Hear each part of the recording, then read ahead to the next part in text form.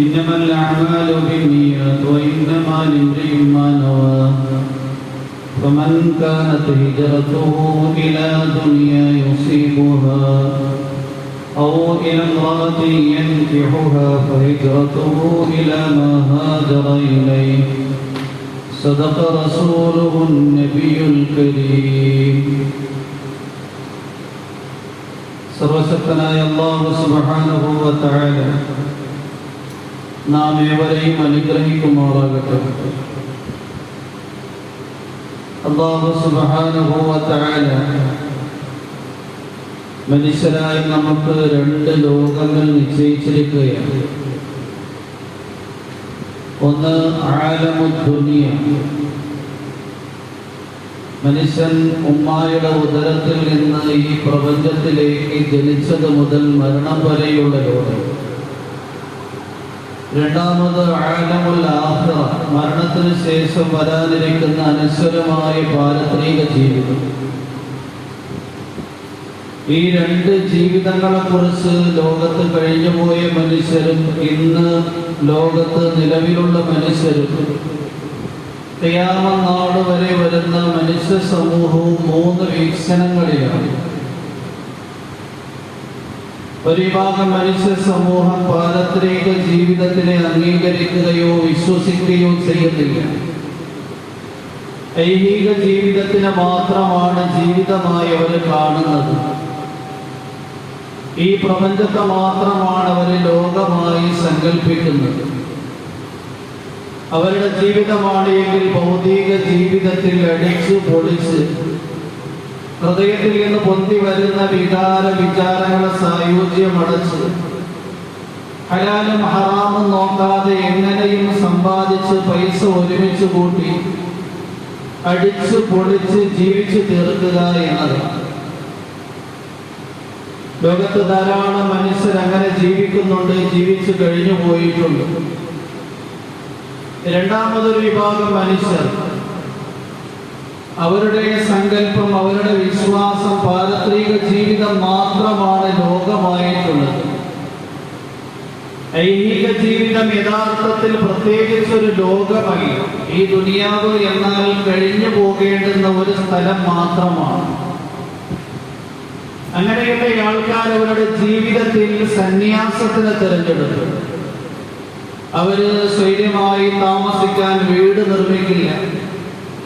അവരുടെ ഇംഗിതങ്ങൾ പൂവണിയിക്കാൻ വേണ്ടി വിവാഹം ചെയ്യില്ല. അങ്ങനെയുള്ള മനുഷ്യർ ഇന്നും ലോകത്ത് ധാരാളമുണ്ട്. ബർമ്മയിൽ പേഷ്വ എന്ന് പറയുന്ന, പപ്പൂസ എന്ന് പറയുന്ന ഒരു മതവിശ്വാസികളുണ്ട്.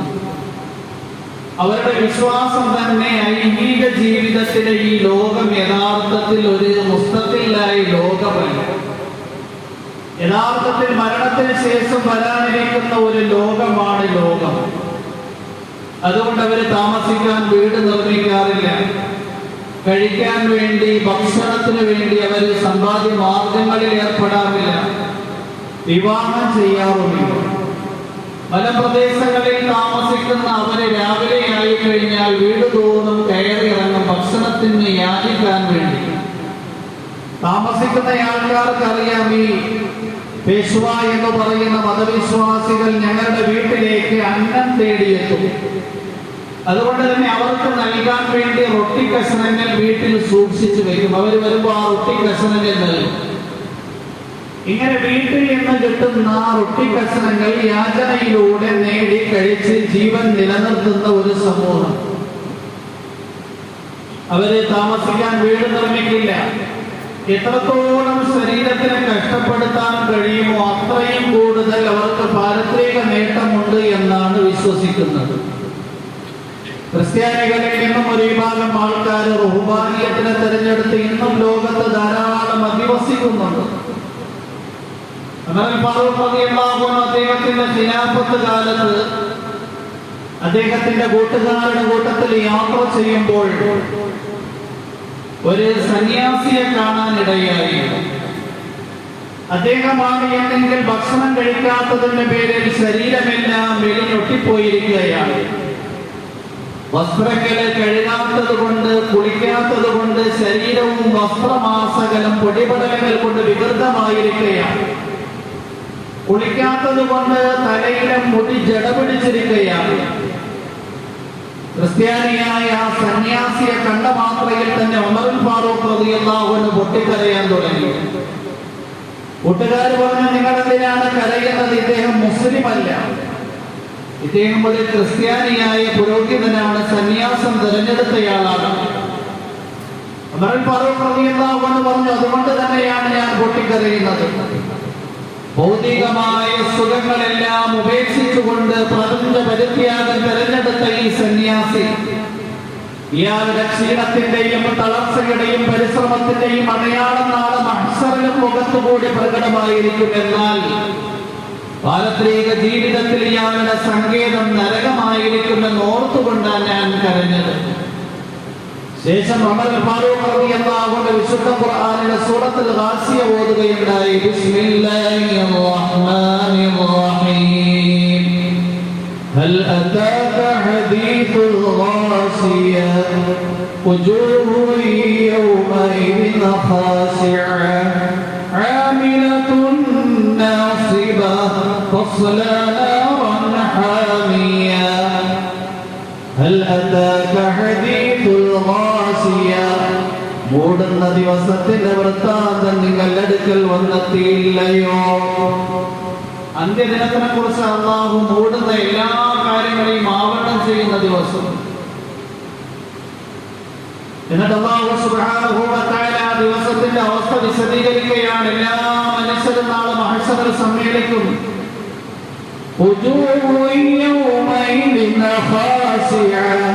അന്നേ ദിവസം ഒരു ചില മനുഷ്യരുടെ മുഖങ്ങൾ വിനയാന്വിതമായിരിക്കും. അവര് ജോലി ചെയ്തതിന്റെ, അവര് പണിയെടുത്തതിന്റെ ക്ഷീണത്തിന്റെ അടയാളം അവരുടെ മുഖത്തുകൂടി പ്രകടമായിരിക്കും. എന്നാൽ കത്തിജ്വലിക്കുന്ന നരകമായിരിക്കും അവരുടെ സങ്കേതം. എന്തുകൊണ്ട്? വികലമായ വിശ്വാസങ്ങൾ വെച്ചു പുലർത്തി എന്തെങ്കിലും കാട്ടിക്കൂട്ടിയതിന്റെ പേരിൽ. ഇവിടെ അല്ലാഹു സുബ്ഹാനഹു വ തആല സന്യാസം തിരഞ്ഞെടുക്കാൻ പറഞ്ഞില്ല. ക്രിസ്ത്യാനികൾ സ്വന്തമായി മനന്നുണ്ടാക്കിയ ഒരു ജീവിത സങ്കല്പമായിരുന്നു സന്യാസം. ഇബ്തദഊഹാ റഹ്ബാനിയതൻ ഇബ്തദഊഹാ മാ കതബ്നാഹാ അലൈഹിം ഇല്ല ഇബ്തിഗാഅ റിദ്വാനില്ലാഹി ഫമാ റഅഊഹാ ഹഖ്ഖ റിആയതിഹാ ഫആതൈനാ الذين آمنوا منهم أجرهم وكثير منهم فاسقون. رهبانية സന്യാസം ഇബ്തദഊഹാ ക്രിസ്ത്യാനികൾ നവീനമായി ഉണ്ടാക്കി മെനഞ്ഞെടുത്തതാണ്. മാ കതബ്നാ അലൈഹിം നാം അവരുടെ മേൽ നിർബന്ധമാക്കിയിരുന്നില്ല.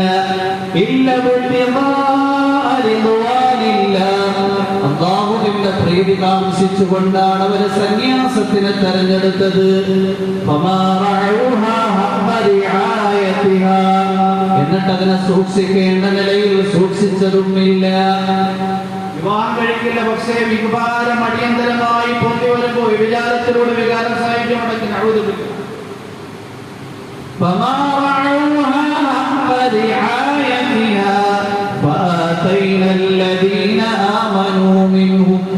അവരിൽ നിന്ന് സത്യവിശ്വാസം കൈക്കൊണ്ട ആൾക്കാരെ അവർക്ക് നാം പ്രതിഫലം നൽകും. അവരിൽ അധികം പേരും ധിക്കാരികളാണ്, അധർമ്മകാരികളാണ്. സന്യാസ ജീവിതത്തിൽ ഇങ്ങനെ പറഞ്ഞുകൊണ്ട് നടക്കുന്നതല്ലാതെ ആ സന്യാസം കാത്തു സൂക്ഷിക്കാൻ പറ്റിയിട്ടില്ല. ലോകത്ത് ഭൗതിക ജീവിതത്തിന്റെയും പാരത്രിക ജീവിതത്തിന്റെയും വിഷയത്തിൽ മനുഷ്യനിൽ ഉള്ള രണ്ടാമത്തെ വീക്ഷണക്കാര് അവര് മരണത്തിന് ശേഷം വരുന്ന ആലമുൽ ആഖിറത്ത് പാരത്രിക ജീവിതം മാത്രമാണ് ലോകം. ആലമുൽ ദുനിയ ദുനിയാവിന്റെ ലോകം ഒരു ലോകമായി അവരെ കാണുന്നില്ല. ഇത് കഴിഞ്ഞു പോകേണ്ടുന്ന ഒരു ഇടം മാത്രമാണ് എന്ന് സങ്കല്പിക്കുന്നു. അതുകൊണ്ട് തന്നെ ഭൗതിക ജീവിതത്തിൽ അനിവാര്യമായ കാര്യങ്ങളെ അവർ ഒരുക്കുകയോ അതിൽ ശ്രദ്ധിക്കുകയോ ചെയ്യുന്നില്ല. വീട് വെക്കില്ല, ഭക്ഷണം കഴിക്കില്ല, ഭക്ഷണത്തിനു വേണ്ടി സമ്പാദ്യ മാർഗങ്ങളിൽ ഏർപ്പെടില്ല, വിവാഹം കഴിക്കില്ല, അങ്ങനെ ജീവിക്കുന്നയാൾക്ക്. മൂന്നാമത് മനുഷ്യൻ പാരത്രിക വിഷയത്തിലും ഭൗതിക ലോകത്തിന്റെ വിഷയത്തിലും വിശുദ്ധ ഇസ്ലാമിന്റെ കാഴ്ചപ്പാടിലുള്ളവർ. ഏതുപോലെ മരണത്തിന് ശേഷമുള്ള ആഖിറം, മരണത്തിന് ശേഷമുള്ള പാരത്രിക ലോകം ഒരു മുസ്തഖില്ലായ ലോകമാണോ, അതുപോലെ തന്നെ അല്ലാഹു സുബ്ഹാനഹു വ തആല ജീവിക്കാൻ വേണ്ടി നൽകിയിരിക്കുന്ന ഒരു മുസ്തഖില്ലായ ഒരു തനിച്ച ലോകമാണ് ആലമുദ് ദുനിയ, ഭൗതിക ലോകം. ഇവിടെ കുറെ ക്രമീകരണങ്ങളുണ്ട്. ആ ക്രമീകരണങ്ങൾക്കനുസരിച്ച് ജീവിതം മുന്നോട്ട് പോയി എങ്കിൽ മാത്രമേ മരണം വരെ നമുക്ക് ഇവിടെ കഴിയാൻ കഴിയുകയുള്ളൂ. എന്നാൽ ഈ ഭൗതിക ലോകം നശ്വരമാണ്, പാരത്രിക ജീവിതം അനശ്വരമാണ്. ഇതെല്ലാം വിശുദ്ധ ഇസ്ലാം വളരെ കൃത്യമായി തന്നെ വിവരിച്ചിട്ടുണ്ട്. അതുകൊണ്ട് തന്നെ വിശുദ്ധ ഇസ്ലാമിന്റെ കാഴ്ചപ്പാടിൽ പാരത്രിക ജീവിതത്തിനു വേണ്ടി ഐഹിക ജീവിതത്തിൽ നാം തയ്യാറാകണം. ഇവിടെ ജീവിക്കാൻ അനിവാര്യമായ ധാരാളം കാര്യങ്ങളുണ്ട്. അധ്വാനിച്ചുകൊണ്ട് നാം സമ്പത്ത് നേടണം. ആ സമ്പത്ത് കൊണ്ടായിരിക്കണം നാം അന്നം കഴിക്കേണ്ടുന്നത്. അതുകൊണ്ട് തന്നെ വിശുദ്ധ ഇസ്ലാം എങ്ങനെയാണ് സമ്പാദിക്കേണ്ടുന്നത്, എങ്ങനെയാണ് ആ സമ്പത്ത് ചെലവഴിക്കേണ്ടത് എന്ന മാർഗങ്ങൾ വളരെ കൃത്യമായി വിവരിച്ചിട്ടുണ്ട്. അല്ലാഹുവിന്റെ പ്രവാചകൻ മുഹമ്മദ് മുസ്തഫ സല്ലല്ലാഹു അലൈഹി വസല്ലം തങ്ങൾ പറയുകയുണ്ടായി,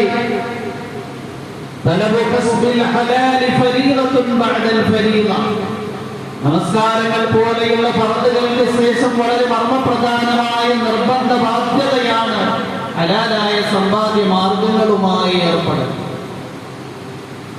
ഹലാലായ സമ്പാദ്യ മാർഗങ്ങളിലൂടെ നാം സമ്പാദിക്കുകയും നമ്മുടെയും ഭാര്യ മക്കളുടെയും ബന്ധുമിത്രാദികളുടെയും ആവശ്യങ്ങൾ അതിലൂടെ നിറവേറ്റുകയും ചെയ്യണം.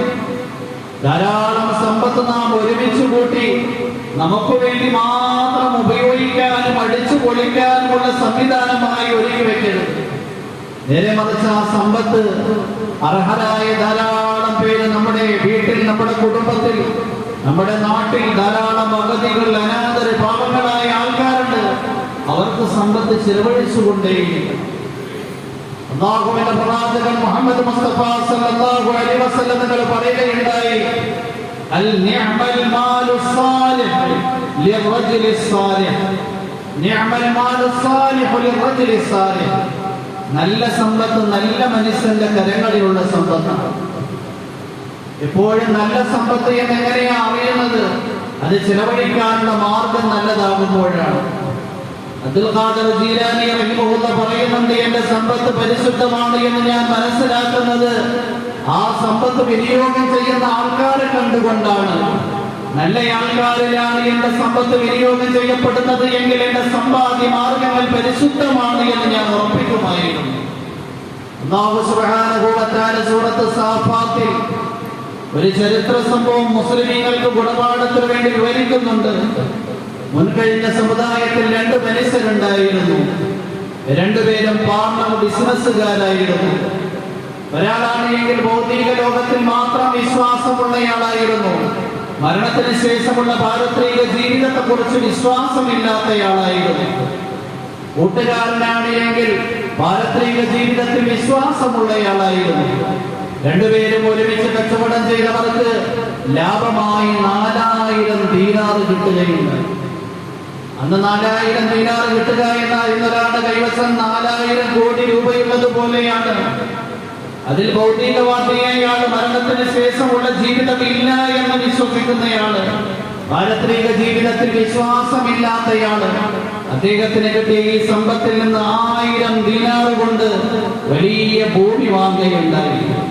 അതിൽ ധാരാളം കൃഷികൾ ചെയ്തു. ധാന്യങ്ങളും പച്ചക്കറികളും പഴവർഗ്ഗങ്ങളും ഉണ്ടാക്കി അതിന്റെ മധ്യഭാഗത്ത് മനോഹരമായ ഒരു കൊട്ടാരം നിർമ്മിച്ചു. ഇത് കണ്ടപ്പോൾ പാരത്രിക ജീവിതത്തിൽ വിശ്വാസമുള്ളയാള്, എന്റെ ഈ സമ്പത്ത് ഇവിടെ അടിച്ചു പൊളിച്ച് തീർക്കാനുള്ളതല്ല, അതുകൊണ്ട് എനിക്കാണെങ്കിൽ ആഖിറത്തിൽ നല്ല നല്ല തോട്ടങ്ങൾ, ആരാമങ്ങൾ നിർമ്മിക്കണം എന്ന് ചിന്തിച്ചുകൊണ്ട് അദ്ദേഹം 1000 ദീനാർ സമ്പത്ത് ചെലവഴിക്കുകയുണ്ടായി. പള്ളി നിർമ്മിക്കുന്നതിന് വേണ്ടി ചിലവഴിച്ചു, മദ്രസകൾക്ക് വേണ്ടി ചിലവഴിച്ചു, ആതുര സേവന പ്രവർത്തനങ്ങൾക്ക് വേണ്ടി ചിലവഴിച്ചു, വീടില്ലാത്തവർക്ക് വീട് വെച്ചു കൊടുത്തു, അഗതികൾക്കും അനാഥർക്കും അത്താണിയായി 1000 ദീനാർ അദ്ദേഹം സമ്പത്ത് ചിലവഴിച്ചു. നാളെ സ്വർഗത്തിൽ നല്ല നല്ല ആരാമങ്ങൾ, തോട്ടങ്ങൾ കിട്ടാൻ വേണ്ടി. പാരത്രിക ജീവിതത്തിൽ വിശ്വാസമില്ലാതിരുന്നയാള് അദ്ദേഹം അടുത്ത 1000 ദീനാർ കൊണ്ട് അദ്ദേഹം വാങ്ങിയ മനോഹരമായ തോട്ടത്തിൽ പണിയെടുപ്പിച്ച കൊട്ടാരത്തിൽ മതിയാകാതെ നല്ലൊരു കൊട്ടാരം നിർമ്മിച്ചു. എല്ലാ നിലയിലുള്ള സൗകര്യങ്ങളും ആ കൊട്ടാരത്തിൽ ഒരുക്കുകയുണ്ടായി. ഇതഴിഞ്ഞപ്പോ പാരത്രിക ജീവിതത്തിൽ വിശ്വാസമുള്ളയാള് ചിന്തിച്ചു, എനിക്ക് പാരത്രിക ജീവിതത്തിൽ ഒരു കൊട്ടാരം നിർമ്മിക്കണം. ഇവിടത്തെ കൊട്ടാരം മരണത്തോടുകൂടി അവസാനിച്ചു പോകും. പാരത്രിക ജീവിതത്തിലെ കൊട്ടാരം എന്നു നിലനിൽക്കും. അതുകൊണ്ട് സ്വർഗീയ ലോകത്ത് മനോഹരമായ മണിസൗധങ്ങൾ കെട്ടിപ്പടുക്കാൻ ആഗ്രഹിച്ചുകൊണ്ട് 1000 ദീനാർ അദ്ദേഹം അഗതി സേവനം, ആതുര സേവന പ്രവർത്തനങ്ങൾക്ക് വേണ്ടി ചിലവഴിച്ചു. ധാരാളം പേർക്ക് വീട് വെച്ചു കൊടുത്തു, ധാരാളം പാവങ്ങളെ സഹായിച്ചു, ധാരാളം പള്ളികൾ നിർമ്മിച്ചു, ധാരാളം അഗതികൾക്കും അനാഥർക്കും അദ്ദേഹം അത്താണിയായി. ഭൗതികവാദി, പാരത്രിക ജീവിതത്തിൽ വിശ്വാസമില്ലാതിരുന്നയാള് അടുത്ത 1000 ദീനാർ കൊണ്ട് നല്ല സുന്ദരിയായ കുബേര കുടുംബത്തിൽ ജനിച്ചു വളർന്ന ഒരു പെൺകുട്ടിയെ വിവാഹം ചെയ്തു. ആ വിവാഹത്തിന്റെ ആർഭാടങ്ങൾക്ക് വേണ്ടി അദ്ദേഹം 1000 ദീനാർ ചെലവഴിച്ചു. വലിയ ആഡംബരത്തോടുകൂടി വിവാഹം നടന്നു. ഇതറിഞ്ഞപ്പോ പാരത്രിക ജീവിതത്തിൽ വിശ്വാസമുള്ളയാൾ ചിന്തിച്ചു, മരണത്തോടുകൂടി അവസാനിച്ചു പോകുന്ന ഒരു സങ്കല്പമാണ് ഈ പെൺകുട്ടി. സ്ഥായിയായി നിലനിൽക്കുന്ന പാരത്രിക ജീവിതത്തിൽ അനിവാര്യമായ എനിക്ക് കിട്ടണം. 1000 ദീനാർ അദ്ദേഹം നല്ല കാര്യങ്ങളിൽ വിനിയോഗിച്ചു. ഭൗതികവാദിയായിരുന്നയാള്, പാരത്രിക ജീവിതത്തിൽ വിശ്വാസമില്ലാതിരുന്നയാള് 4ാമത്തെ 1000 ദീനാർ അതുകൊണ്ട് ധാരാളം തോഴികളെയും ജോലിക്കാരെയും അടിമകളെയും മറ്റും വാങ്ങി.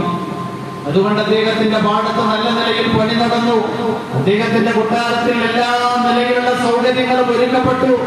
അദ്ദേഹത്തിന് എല്ലാ സമയത്തും കഴിക്കാൻ തോട്ടത്തിൽ നിന്ന് നല്ല ധാന്യങ്ങളും പച്ചക്കറികളും പഴവർഗ്ഗങ്ങളും വന്നുകൊണ്ടേയിരുന്നു. നാൽക്കാലികളിൽ നിന്ന് പാലും മറ്റും കിട്ടിക്കൊണ്ടേയിരുന്നു. ഇതറിഞ്ഞപ്പോൾ പാരത്രിക ജീവിതത്തിൽ വിശ്വാസമുണ്ടായിരുന്നയാള് 1000 ദീനാർ അല്ലാഹുവിന്റെ മാർഗത്തിൽ വീണ്ടും ചെലവഴിച്ചു. ഇങ്ങനെ 4000 ദീനാർ അദ്ദേഹം അദ്ദേഹത്തിന്റെ പാരത്രിക ജീവിതം കെട്ടിപ്പടുക്കുന്നതിന് വേണ്ടി വിനിയോഗിച്ചു. അദ്ദേഹം വീണ്ടും കച്ചവടം ചെയ്തു. എന്നാൽ അദ്ദേഹത്തിന് ശരിയായി സാമ്പത്തിക പുരോഗതി കിട്ടുന്നില്ല. അദ്ദേഹത്തിന് പൈസ ആവശ്യം വന്നപ്പോ തന്റെ മുമ്പുള്ള പാപ ബിസിനസ്സുകാരനായ ഇയാളുടെ അടുക്കലേക്ക് ചെന്നു. അയാൾ നോക്കിയപ്പോ വലിയ കൊട്ടാരത്തിൽ ഭൗതികമായ ഉപസമൃദ്ധമായ ജീവിതങ്ങൾ ഒരുക്കിക്കൊണ്ട് താമസിക്കുകയാണ്. അയാളോട് പോയി എനിക്ക് കുറച്ച് പൈസ കടം നൽകണമെന്ന് ആവശ്യം.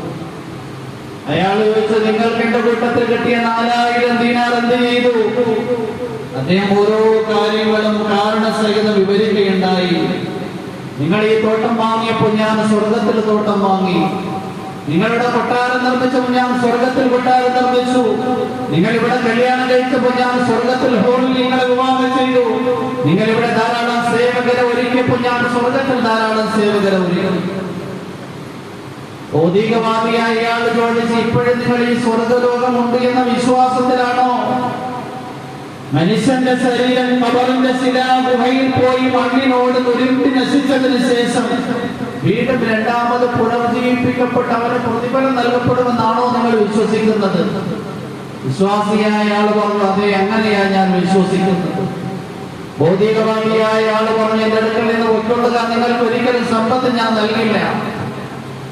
എന്താണ് എങ്കിലും രണ്ടുപേരും മരണപ്പെട്ടു. രണ്ടുപേരുടെയും പാരത്രിക അവസ്ഥയെ കുറിച്ച് ഖുർആൻ വിവരിക്കുകയാണ്. അല്ലാഹുവിൽ വിശ്വാസം അർപ്പിച്ചുകൊണ്ട് ഭൗതിക ലോകത്ത് അദ്ദേഹം നേടിയെടുത്ത സമ്പത്ത് കൊണ്ട് സ്വർഗം നേടിയെടുത്തയാള് സ്വർഗത്തിൽ തന്റെ കൂട്ടുകാരോട് നടന്ന സംഭവങ്ങളൊക്കെ വിവരിക്കുകയാണ്. നിങ്ങൾ എന്റെ കൂട്ടത്തിൽ ഭൗതികമായ കാര്യങ്ങളിൽ മാത്രം വിശ്വസിച്ചുകൊണ്ട് പാരത്രിക ജീവിതത്തിനെ നിഷേധിച്ചിരുന്ന ആളെ കാണാൻ ആഗ്രഹിക്കുന്നുണ്ട്. അവരെല്ലാവരും നോക്കുമ്പോൾ അദ്ദേഹം നരകത്തിന്റെ മധ്യത്തിലുണ്ട്. അദ്ദേഹത്തിനെ വിളിച്ചുകൊണ്ട് സ്വർഗവാസി പറയും, നീ എന്നെ നരകത്തിലേക്ക് വലിച്ചെറിയാൻ അടുത്തിരുന്നു. പടച്ചു തന്നെ കാത്തതുകൊണ്ട് ഞാൻ രക്ഷപ്പെട്ടത്. അല്ലാഹു പറയുന്നുണ്ട്, ഖാല ഖായിലും മിൻഹും ഇന്നി കാന ലീ ഖരീൻ യഖൂലു ഇന്നക ലമിനൽ മുസദ്ദിഖീൻ അഇദാ മിത്നാ വകുന്നാ തുറാബൻ വഇദാമൻ അഇന്നാ ലമദീനൂൻ ഖാല ഹൽ അൻതും മുത്തലിഊൻ فاطلع فرآه في سواء الجحيم قال تالله إن كدت لتردين لولا نعمة ربي لكنت من المحضرين أفما نحن بميتين إن هي إلا موتتنا الأولى وما نحن بمعذبين إن هذا لهو الفوز العظيم لمثل هذا فليعمل العاملون قال قائل منهم إني كان لي قرين സ്വർഗത്തിൽ വെച്ച് കൂട്ടുകാരോടൊരു മനുഷ്യൻ പറയുന്ന ചരിത്ര സംഭവം ഖുർആൻ വിവരിക്കുകയാണ്. തീർച്ചയായും ദുനിയാവിൽ എനിക്കൊരു കൂട്ടുകാരൻ ഉണ്ടായിരുന്നു. ഞാൻ അയാളുടെ കൂട്ടത്തിൽ കച്ചവടം ചെയ്തു. കച്ചവടത്തിൽ കിട്ടിയ ലാഭം കൊണ്ട് അദ്ദേഹം ഭൗതികമായ വസ്തുവകകൾ ഒരുമിച്ച് കൂട്ടി എനിക്ക് കിട്ടിയ സമ്പത്ത് കൊണ്ട് ഞാൻ സ്വർഗം കെട്ടിപ്പടുത്തു. അയാളുടെ അടുക്കൽ പോയി ചോദിച്ചപ്പോൾ അയാൾ പറയുകയുണ്ടായി, നീ പാരത്രിക ജീവിതത്തിനെ സത്യമായി വിശ്വസിക്കുന്നുവോ?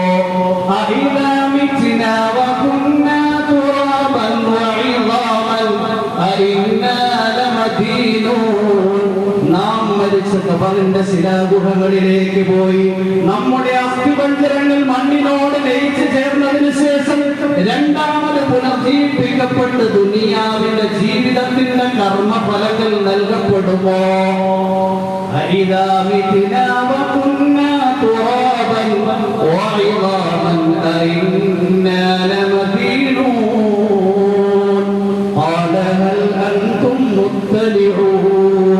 അങ്ങനെ ചോദിച്ചയാളെ നിങ്ങൾ കാണാൻ ആഗ്രഹിക്കുന്നുണ്ടോ?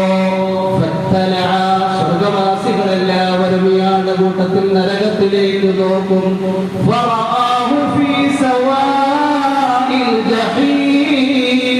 ഭൗതികമായ ലോകത്ത് സമ്പത്ത് ഒരുമിച്ച് കൂട്ടി ഭൗതിക ലോകത്ത് അടിച്ചു പൊളിച്ച് തീർത്തയാള് നരകത്തിന്റെ മധ്യഭാഗത്ത് ശിക്ഷ അനുഭവിക്കുന്നതാണ് അവർ കാണുന്നത്.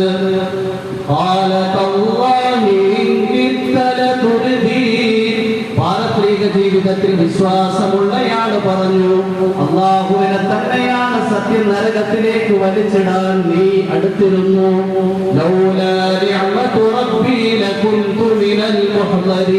പടച്ചവന്റെ കൃപ എന്റെ കൂട്ടത്തിലില്ലായിരുന്നു എങ്കിൽ ഞാനും നരകത്തിന്റെ അഗാധ ഗർത്തത്തിൽ അകപ്പെട്ടു പോകുമായിരുന്നു.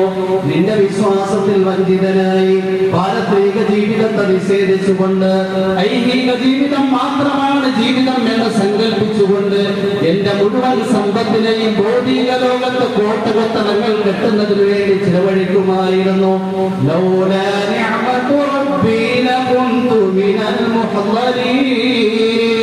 فما نحن بميتين إلا موتتنا الأولى وما نحن بمعذبين. ഇത് കാണുമ്പോൾ സ്വർഗവാസികൾ പറയും, നമുക്കിനി മരണമില്ല, ഇനി മരിച്ചു കഴിഞ്ഞാലല്ലേ ഇനി അടുത്തൊരു നരകത്തിലേക്കുള്ള ശിക്ഷാ സങ്കേതത്തിലേക്ക് പോകേണ്ടതുള്ളൂ. അതുകൊണ്ട് ഒരു മരണമേ ഉള്ളൂ. ആ മരണം കഴിഞ്ഞ് ഞങ്ങൾ സ്വർഗം നേടിയെടുത്തു. ഈ സ്വർഗത്തിന്റെ അനുഗ്രഹങ്ങളും ആഡംബരങ്ങളും സ്ഥായിയായി നിലനിൽക്കും.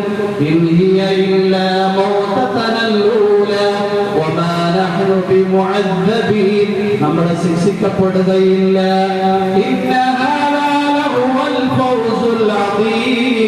അതുകൊണ്ട് ഭൗതിക ജീവിതത്തിൽ നിന്നുകൊണ്ട് സ്വർഗം നേടിയെടുത്ത് സ്വർഗീയ അനുഗ്രഹങ്ങൾ എത്തിപ്പെടലാണ് മഹത്തരമായ വിജയം. فلذلك فليعمل العاملون. അതുകൊണ്ട് ഭൗതിക ലോകത്ത് ജീവിക്കുന്ന മനുഷ്യൻ ഇതുപോലെയുള്ള കാര്യങ്ങൾക്ക് വേണ്ടി മത്സരിച്ച് ആഖിറത്തിൽ ഉയർന്ന സ്വർഗം കെട്ടിപ്പടുക്കാൻ പരിശ്രമിച്ചു കൊള്ളട്ടെ. അതുകൊണ്ട് ഭൗതിക ജീവിതത്തിൽ നിന്നുകൊണ്ട് ഹലാലായ സമ്പത്ത് നേടി ആഖിറം നേടുന്നതിന് വേണ്ടി നല്ല നല്ല മാർഗങ്ങളിൽ ആ സമ്പത്ത് ചെലവഴിക്കും. അബൂ ഹനീഫത്തുൽ കൂഫി റഹിമഹുള്ള വലിയ പണ്ഡിതനായിരുന്നു, ഫഖീഹായിരുന്നു, വലിയ കച്ചവടക്കാരനായിരുന്നു. അദ്ദേഹത്തിന്റെ കൂട്ടുകാരനെ സാധനവും കൊടുത്തുകൊണ്ട് കൂഫയിൽ നിന്ന് മിസ്റിലേക്ക് കച്ചവടം ചെയ്യാൻ വേണ്ടി അയച്ചു.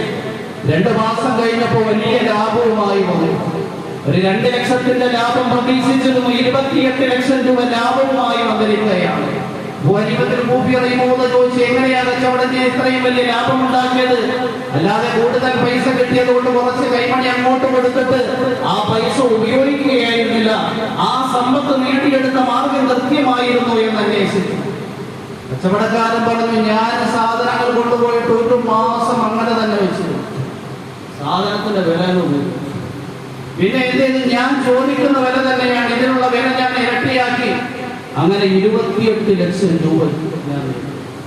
അബൂ ഹനീഫത്തുൽ കൂഫി റഹിമഹുള്ള പറഞ്ഞു, നിങ്ങൾ 2 ഗുരുതരമായ പിഴവുകൾ ചെയ്തു. ഒന്നാമതായി 1 മാസം സാധനം സൂക്ഷിച്ചു വെച്ചിരിക്കുകയാണ്. കൂട്ടിവെക്കൽ വിശുദ്ധ ഇസ്ലാം നിഷിദ്ധമാക്കിയ കാര്യമാണ്. അല്ലാഹുവിന്റെ പ്രവാചകൻ മുഹമ്മദ് മുസ്തഫ സല്ലല്ലാഹു അലൈഹി വസല്ലം തങ്ങൾ പറഞ്ഞിട്ടുണ്ട്, മൻ ഹത്തഖറ അലൽ മുസ്ലിമി തആമഹും ഇല്ലാ ദറബഹു അല്ലാഹു അലൈഹി ബിൽ ജിദാമി വൽ ഇഫ്ലാസ്.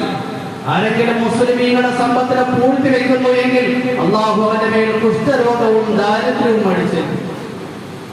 രണ്ടാമത്, ജനങ്ങളെ കബളിപ്പിച്ചുകൊണ്ടാണ് നിങ്ങൾ വില കൂട്ടിയിരിക്കുന്നത്.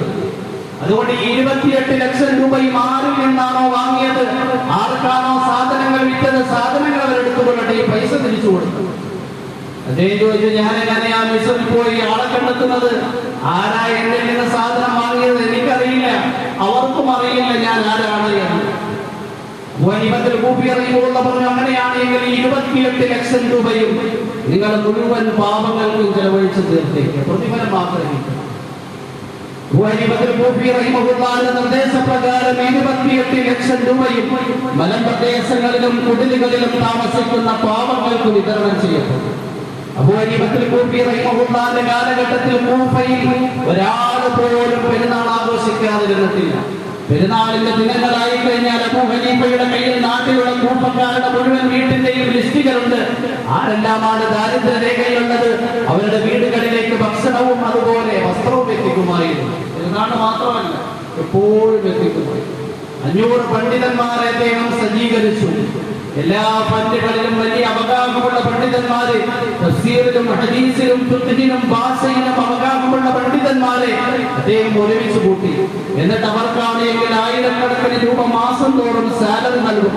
അവരുടെ ജോലി എന്താണ്? സാധാരണക്കാരൻ തഫ്സീർ പഠിക്കാൻ ആഗ്രഹിക്കുന്നവർക്ക് തഫ്സീർ പഠിപ്പിച്ചു കൊടുക്കണം, ഹദീസ് പഠിപ്പിച്ചു കൊടുക്കണം, ഫിഖ്ഹ് പഠിപ്പിച്ചു കൊടുക്കണം, ഭാഷ പഠിപ്പിച്ചു കൊടുക്കണം, ഇസ്ലാമിന്റെ പ്രാരംഭ കാര്യങ്ങൾ പഠിപ്പിച്ചു കൊടുക്കണം. അബൂ ഹനീഫത്തുൽ കൂഫി റഹിമഹുള്ള ധാരാളം കടം നൽകുന്നയാളായിരുന്നു. ഒരാളാണ് എങ്കിൽ 50,000 രൂപ അബൂ ഹനീഫത്തുൽ കൂഫിയിൽ നിന്ന് കടം വാങ്ങി. അന്ന് 50,000 എന്ന് പറഞ്ഞു കഴിഞ്ഞാൽ 50 ലക്ഷത്തിന്റെ മൂല്യമാണുള്ളത്. അബൂ ഹനീഫത്തുൽ കൂഫി റഹിമഹുള്ളയിൽ നിന്ന് കടം വാങ്ങിയിട്ട് കടത്തിന്റെ അവധി എത്തി. അദ്ദേഹത്തിന് കൊടുക്കാൻ കഴിയില്ല. അബൂ ഹനീഫത്തുൽ കൂഫി റഹിമഹുള്ള വഴിയിൽ നിന്ന് നടന്നു വരുന്നവരപ്പോൾ അദ്ദേഹം മാറിക്കളഞ്ഞു. അബൂ ഹനീഫ ആ വഴിയിലെത്തി അദ്ദേഹം വേറൊരു ഭാഗത്തിലേക്ക് മാറിക്കളഞ്ഞു. അബൂ ഹനീഫത്തുൽ കൂഫി റഹിമഹുള്ള മുന്നിലെത്തിയിട്ട് പറഞ്ഞു, എന്നെ കണ്ടപ്പോൾ നിങ്ങൾ എന്തിനാണ് പേടിച്ചോടുന്നത്? എന്റെ കടത്തിന്റെ അവധി എത്തിയത് കൊണ്ട് ഞാൻ ചോദിക്കുമെന്ന് പേടിച്ചുകൊണ്ടാണോ? നിങ്ങൾക്ക് ആ കടം ഞാനിതാ വിട്ടുവീഴ്ച നൽകിയിരിക്കുന്നു. എന്റെ നിന്ന് കടം വാങ്ങിയതിന്റെ പേരിൽ നമ്മൾ തമ്മിലുണ്ടായിരുന്ന മാനസികമായ ബന്ധത്തിന് യാതൊരു പോറലും ഏൽക്കാൻ പാടില്ല. പൈസ നാളെ തീർന്നു പോകും, മാനസികമായ ബന്ധങ്ങൾ അതെന്നും നിലനിൽക്കേണ്ടതാണ് എന്ന് പറഞ്ഞുകൊണ്ട് അബൂ ഹനീഫത്തുൽ കൂഫി റഹിമഹുല്ലാഹ് കടം വിട്ടുവീഴ്ച നൽകി. ഇതായിരുന്നു അബൂ ഹനീഫത്തുൽ കൂഫി റഹിമഹുല്ലാഹ്. അതുകൊണ്ട് ഭൗതിക ലോകം ഈ ലോകത്ത് നല്ലതുപോലെ ഹലാലായ സമ്പാദ്യ മാർഗങ്ങളിൽ ഏർപ്പെടണം. എന്നിട്ട് ആ സമ്പത്തിന് നല്ല മാർഗങ്ങളിൽ വിനിയോഗിക്കും. സമ്പത്ത് നേടിയിട്ട് നമ്മൾ ബാക്കിയുള്ളവർക്ക് മാത്രം കൊടുത്തിട്ട് നമ്മൾ പട്ടിണി കഴിയാൻ വേണ്ടി ഇസ്ലാം പറയുന്നു. അല്ലാഹുവിന്റെ പ്രവാചകൻ പറയുന്നുണ്ട്, ഇന്നല്ലാഹ യുഹിബ്ബു അൻ യറാ അഥറ നിഅമതിഹി അലാ അബ്ദിഹി. തീർച്ചയായും അല്ലാഹു ഒരു ദാസന് നൽകിയ അനുഗ്രഹത്തിന്റെ അടയാളം അയാളിൽ നിന്ന് കാണാൻ അല്ലാഹു ആഗ്രഹിക്കുന്നു. അതുകൊണ്ട് പൈസ കൊണ്ട് വാഹനം വാങ്ങത്തില്ല, ബസ് കയറിയത്, ഇതൊന്നും ദീനല്ല. ദീനുമായിട്ട് ഇതിനൊന്നും പുറകൊന്നുമില്ല. അല്ലാഹുവിന്റെ പ്രവാചകൻ മുഹമ്മദ് മുസ്തഫ സല്ലല്ലാഹു അലൈഹി വസല്ലം അടുക്കൽ ഒരു കുട്ടി വന്നു. അല്ലാഹുവിന്റെ പ്രവാചകരെ, എന്റെ ഉമ്മ അങ്ങയിൽ നിന്ന് സമ്പത്ത് ആഗ്രഹിക്കുന്നു. നബിതങ്ങൾ പറഞ്ഞു, എന്റെ കയ്യിൽ ഇപ്പോ സമ്പത്തൊന്നുമില്ല. ഇന്നേ ദിവസം ഒന്നുമില്ല. ആ സ്ത്രീയുടെ അടുക്കൽ കുട്ടി പോയി വീണ്ടും മടങ്ങി വന്നിട്ട് പറഞ്ഞു, അല്ലാഹുവിന്റെ പ്രവാചകൻ, നിങ്ങൾ ധരിച്ചിരിക്കുന്ന കമീസ് ആഗ്രഹിക്കുകയാണ്. നബിതങ്ങൾ കമീസ് അങ്ങനെ തന്നെ ഊരി കൊടുത്തു. നബിതങ്ങളാണെങ്കിൽ മുണ്ടും വലിയ മാത്രം കൊടുത്തുകൊണ്ട് അവിടെ വീട്ടിലിരിക്കുക, പുറത്തിറങ്ങാൻ പറ്റുന്നില്ല. ഈ സന്ദർഭത്തിൽ അല്ലാഹു ആയത്തിൽ അവതരിപ്പിക്കുകയുണ്ടായി, വലാ തജ്അൽ യദക മഗ്ലൂലതൻ ഇലാ ഉനുഖിക വലാ തബ്സുത്ഹാ കുല്ലൽ ബസ്തി ഫഖഉദ മലൂമൻ മഹ്സൂറാ വലാ തജ്അൽ യദക മഗ്ലൂലതൻ ഇലാ ഉനുഖിക. ഏ പ്രവാചകരെ, നിങ്ങൾ ഒരിക്കലും നിങ്ങളുടെ രണ്ട് കരങ്ങളെയും പിരടിയിൽ കൂട്ടി ബന്ധിക്കരുത്. ആർക്കും കൊടുക്കാത്ത നിങ്ങൾ കഞ്ചൂസ് ലുപ്തനാകരുത്. നിങ്ങൾക്ക് കിട്ടിയ മുഴുവൻ സമ്പത്തിനെയും വിനിമയം ചെയ്യുകയും ചെയ്യരുത്. ആക്ഷേപാർഹനായി വസ്ത്രമില്ലാതെ വീട്ടിലിരിക്കേണ്ടി വരും. അതുകൊണ്ട് നമുക്ക് ഭാര്യാമക്കൾക്ക് ജീവിക്കാൻ ആവശ്യമായ സമ്പത്ത് നമ്മൾ നേടണം. അത് കഴിഞ്ഞിട്ട് നമ്മുടെ കയ്യിൽ എത്ര ആസ്തിയുണ്ട്? 10 തലമുറ തിന്നാലും തീരാത്ത ആസ്തി. എങ്കിലും നമ്മുടെ കയ്യിൽ പൈസ കൊടുക്കും. സക്കാത്ത് സദഖ എന്നൊക്കെ കേൾക്കുമ്പോൾ നമ്മുടെ പൊതുവെയുള്ളൊരു ധാരണ, റമദാൻ ആകുമ്പോൾ പള്ളിയിൽ ഉസ്താദ് മുഹദ്ദീൻ അദ്ദേഹത്തിന് 1000 500 രൂപ കൊടുക്കുന്നതോടുകൂടി സക്കാത്തും കഴിഞ്ഞ് സദഖയും കഴിഞ്ഞു. അങ്ങനെയല്ല. നമ്മുടെ വീട്ടിൽ, നമ്മുടെ കുടുംബത്തിൽ, നമ്മുടെ നാട്ടിൽ, നമ്മുടെ പ്രദേശത്ത് എത്രയോ ആൾക്കാർ വീടില്ലാതെ കഴിയുന്നുണ്ട്. എത്രയോ പേര് പട്ടിണിപ്പാവങ്ങളായി കഴിയുന്നുണ്ട്. എത്രയോ പേര് ചികിത്സാ സഹായം രോഗികളായി അവരാണെങ്കിൽ ഹോസ്പിറ്റലുകളിലാണ് പൈസ. ഇവരെയൊക്കെ നമ്മൾ അന്വേഷിച്ച് അറിഞ്ഞുകൊണ്ട് അല്ലാഹു നമുക്ക് നൽകിയിരിക്കുന്ന സമ്പത്തിന്റെ വിഹിതം ചെലവഴിച്ചുകൊണ്ടേയിരിക്കും. അതുകൊണ്ട് ഭൗതികമായ ലോകത്തിന്റെയും പാരത്രിക ജീവിതത്തിന്റെയും വിഷയത്തിൽ മനുഷ്യൻ 3 വീക്ഷണങ്ങളിലാണ്. ഒരു വിഭാഗം ആൾക്കാര് ഭൗതിക ലോകം മാത്രമേ ഉള്ളൂ എന്ന് വിശ്വസിക്കുന്നു. അവർ ഈ ലോകത്തിൽ അടിച്ചു പൊളിച്ചവരുടെ വിചാരങ്ങളെ സായുജ്യം അടച്ചുകൊണ്ട് ജീവിക്കുന്നു. ആഖിറത്തെ കുറിച്ച് വിശ്വാസം. രണ്ടാമതൊരു വിഭാഗം ആൾക്കാർ ദുനിയാവിനെ കുറിച്ച് വിശ്വാസമില്ല. അവർക്ക് ആഖിറ മാത്രം. അവര് സന്യാസം തിരഞ്ഞെടുത്തവർ. വിശുദ്ധ ഇസ്ലാമിന്റെ കാഴ്ചപ്പാട് ഭൗതിക ലോകം എന്ന് പറഞ്ഞു കഴിഞ്ഞാൽ മുസ്തഖിലായ ഒരു ലോകം. ഇവിടെ വിശന്ന ഭക്ഷണം കഴിച്ചേ പറ്റൂ, ദാഹിച്ച വെള്ളം കുടിച്ചേ പറ്റൂ, മഴ നനയിക്കാൻ വേണ്ടി മറ്റുള്ള വീടുണ്ടാക്കിയേ പറ്റൂ, നമ്മുടെ വിചാരങ്ങളെ സായുജ്യമടയാൻ വേണ്ടി വിട വേണം. അല്ലാഹു വിവാഹം നിയമമാക്കി നൽകിയിരിക്കുക. അതുപോലെ ഈ ഭൗതിക ലോകത്തിൽ നിന്നുകൊണ്ട് അല്ലാഹു നമുക്ക് നൽകിയിരിക്കുന്ന കഴിവുകൾ കൊണ്ട് നമ്മൾ ഭൗതിക വസ്തുക്കൾ നേടി അത് ആഖിറം നേടാൻ വേണ്ടി ഉപയോഗിക്കും. സർവശക്തനായ അല്ലാഹു നമുക്ക് തൗഫീഖും ഹിദായത്തും പ്രദാനം ചെയ്യുമാറാകട്ടെ. വആഖിറു ദുആഇ അൽഹംദുലില്ലാഹി റബ്ബിൽ ആലമീൻ. അസ്സലാമു അലൈക്കും വറഹ്മത്തുള്ളാഹി വബറകാതുഹു. ഒരു കാര്യം കൂടി പറയാനുണ്ട്. ഈ വർഷം ഹജ്ജ് കമ്മിറ്റിയിൽ നിന്നുള്ള അപേക്ഷകൾ സ്വീകരിക്കുന്നതിൻ്റെ സമയം കുറച്ച് നേരത്തെയാക്കി. കഴിഞ്ഞ വർഷം കുറച്ച് പിന്തിയാക്കി. അതിനു മുമ്പുള്ള വർഷങ്ങളിൽ സാധാരണ റബീഉൽ ആഖിർ മുതലാണ് തുടങ്ങുക. പക്ഷേ ഇപ്പോഴ് സഫർ മാസമായതേ ഉള്ളൂ. ഇപ്പോഴത്തന്നെ എന്ത് ചെയ്തിരിക്കും, അവർ തുടങ്ങിയിരിക്കണം. പലരും അതിൽ അശ്രദ്ധരായി പോകും. അതുകൊണ്ട് അടുത്ത മാസം 9-ാം തീയതി വരെയാണ് ഹജ്ജ് കമ്മിറ്റിയിൽ ഹജ്ജിന് വേണ്ടി പോകാനുള്ളവർക്ക് ആപ്ലിക്കേഷൻ അപേക്ഷ കൊടുക്കാനുള്ള സമയം. പരമാവധി നമ്മളെല്ലാവരും ഹജ്ജ് നിർബന്ധമായ ആൾക്കാരാണ്.